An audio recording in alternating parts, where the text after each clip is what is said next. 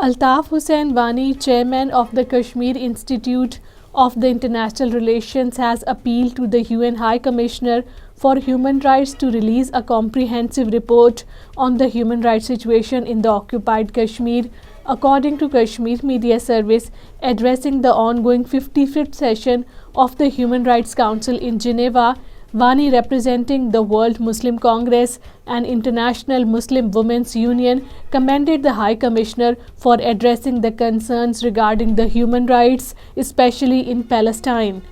Jammu and Kashmir Democratic Freedom Party has reaffirmed its support for the All Parties Hurriyat Conference call for a complete strike on Thursday in protest against the scheduled visit of the Indian Prime Minister Narendra Modi to occupied Kashmir.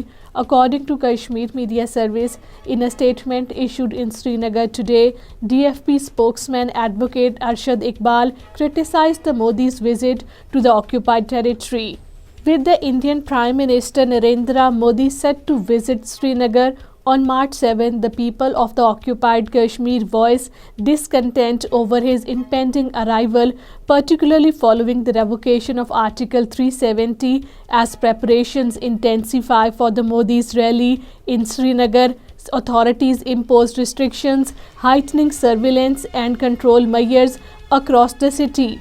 2 individuals lost their lives in a tragic road accident in the Ramban district. According to Kashmir Media Service, the fatal accident occurred when a vehicle veered off the road and fell into a deep gorge. Kashmiri student was found dead under mysterious circumstances in the Punjab state, India, marking the second such incident in the last 2 days. According to Kashmir Media Service, BSc Radiology student from the Kashmir, namely Zahid Ahmed, was found dead in the hostel room of the Desh Bhagat University in the state.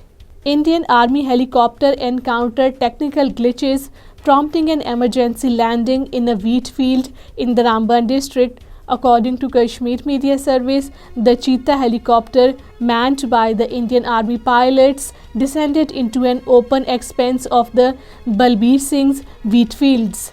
Much anticipated meeting between the Ladakh's apex body, the Kargil Democratic Alliance, and the Indian Home Ministry ended without any tangible progress, sparking widespread anger among the people of the Ladakh. According to Kashmir Media Service, New Delhi's refusal to address the fundamental demands of the Ladakhis has deepened the sense of frustration.